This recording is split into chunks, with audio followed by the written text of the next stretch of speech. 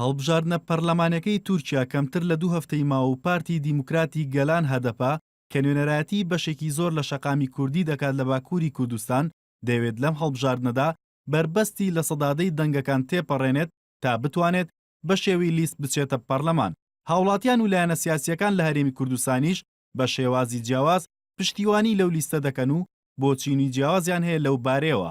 یەکێتی نیشتیمانی کوردستان بە ئاشکرا و بەکرداری پشتیوانی خۆی بۆ هەدەپە دەربڕیوە و وەفدێکیشی ناردوتە تورکیا بۆ بەشداری لە هەڵمەتی هەڵبژاردن لەگەڵیاندا. ئێمە پشتیوانی تەواوی خۆمان بۆ پارتی دیموکراتی گەلان تازە ئەکەینەوە و ئومێدەوارین و داواکاریشین لە هەموو ئەو کوردانەی لەوێن کە دەنگەدەن دەنگ بە نوێنەری پارتی دیموکراتی گەلاندن.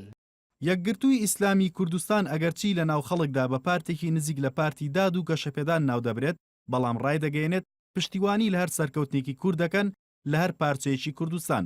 دەربارەی پشتیوانیکردنیش لە هەدەپە ڕای دەگەێنن کە ئەوان پشتیوانی لە کۆی پرۆسەکە دەکەن و دەستناخەنە ناو کاروباری تورکیا و پشتیوانێکی ڕاستەوخۆ لە هیچ لایەنێک ناکەن. لێرەوە نامانەوێت تەدەخول لە شەئنی تورکیا بکەین، بەڵام دایمەن ئومێدی سەرکەوتن بۆ گەلی خۆمان دەخوازین نەشارینەوە. یەکگرتووی ئیسلامی کوردستان ڕۆڵی گەورەشی بینیوە لە مەسەلەی ئاشتەوایی بینی کورد و ئاک پارتی. ئێمە ئومێد دەکەین کوردان ڕێژەی لە 100 خۆیان لە پەرلەمانی تورکیا مسۆگەرکەن. بزوتنەوەی گۆڕان ڕای دەگەێنێت پشتگیری لە کۆی پرۆسەکە دەکەن و لە ناویشیدا پشتیوانی لە پارتی دیموکراتی گەلان دەکات و هیواخوازیشە بربەستی لە سەدادا تێپەڕێنێت. ئێمە پشتیوانی لە پرۆسەی دیموکراسی و لە پرۆسی هەڵبژاردنەکانی تورکیا دەکەین لە ناویە داوای چارەسەرکردنی شێشەی کورد و پشتیوانی لە براکانمان لە هەدەباکەین.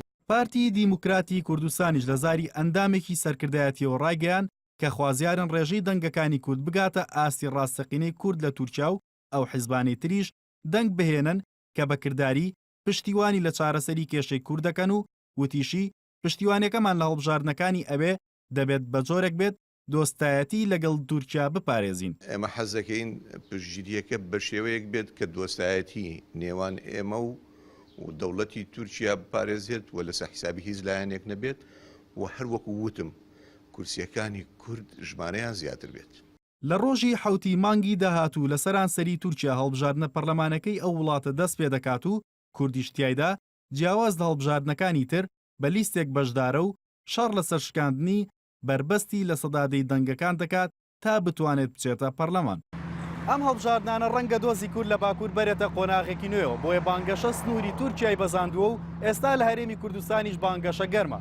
پارتەکانی هەرێمی کوردستان یەکدەنگین لە پشتیوانی پارتە کوردیەکەی تورکیا و دابەش بوون بەسەر بەرەی پشتیوانی و بێلایەندا.